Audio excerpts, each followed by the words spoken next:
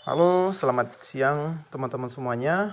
Perkenalkan nama saya Daniel Simajuntak dari Prodi Manajemen NIM 2892050101. Di sini saya akan mempresentasikan dan menjelaskan tentang strategi pemasaran bisnis digital. Pertama, arti dari strategi pemasaran dan logika pemasaran yaitu berdasarkan unit bisnis diharapkan untuk mencapai sasaran-sasaran pemasarannya. Strategi pemasaran terdiri dari pengambilan keputusan tentang biaya pemasaran dari perusahaan, program perusahaan, dan alokasi pemasaran.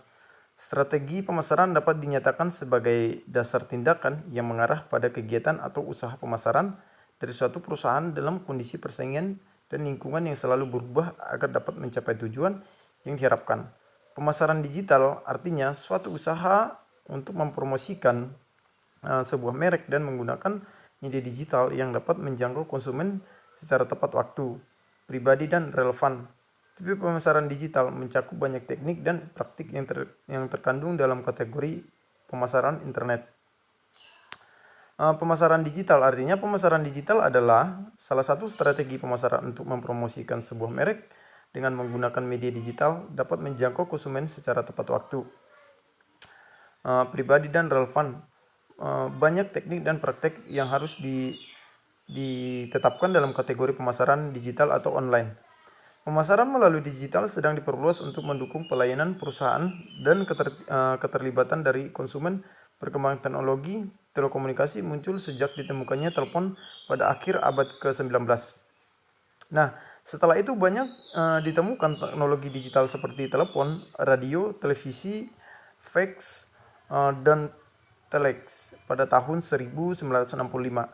Stephen Crocker dan Vinton Cerf di bawah supervisi Profesor Len Kleinrock di sebuah laboratorium di kampus UNCLA atau University of California Los Angeles, Amerika Serikat, bahwa menemukan internet atau internet networking dengan cara menghubungkan dua buah komputer dengan menggunakan kabel berwarna abu-abu sepanjang 4,5 meter dan menguji cara baru pertukaran data dalam sebuah jaringan yang kemudian menjadi embrio lahirnya internet.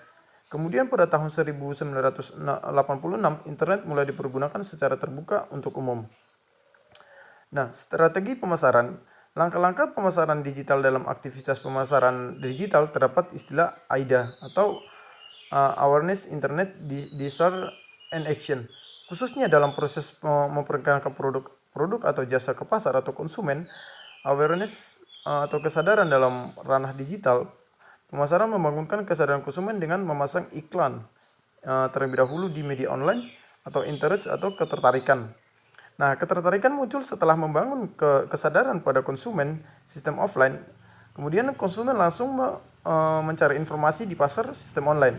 Nah, konsumen mencari tahu tentang produk melalui mesin pencari atau Google, Yahoo, dan lain-lain, dan jejaring sosial media lainnya seperti Facebook, Instagram, TikTok, bahkan Twitter, dan lain-lain.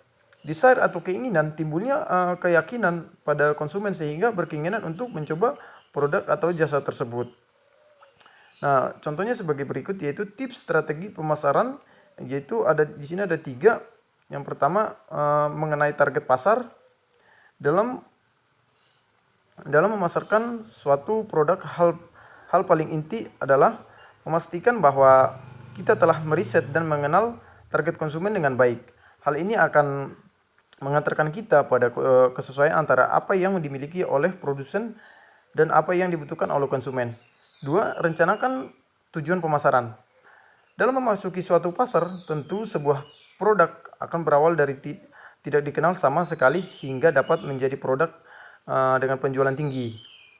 Nah, disinilah pendekatan khususnya diperlukan atau dikenal dengan brand atau merek, awareness, conversion, dan peningkatan revenue. Dan yang ketiga atau marketing mix. Marketing mix sempat disinggung di awal. Marketing mix meliputi 4P, yaitu produk, price, place, dan promosi, yaitu produknya, harganya, tempatnya, dan promosinya. Dari keempat hal tersebut dilakukan upaya pemaksimalan strategi pemasaran produk oleh perusahaan. Nah, itulah barusan tips strategi pemasaran. Ada 3 mengenai target pasar, 2 rencanakan tujuan pemasaran, dan yang ketiga market mix atau marketing mix. Nah, tipe pemasaran digital, ada beberapa jenis digital marketing yang bisa Anda terapkan, di antaranya. Pertama, search engine marketing atau SEM, social media marketing, email marketing, digital advertising,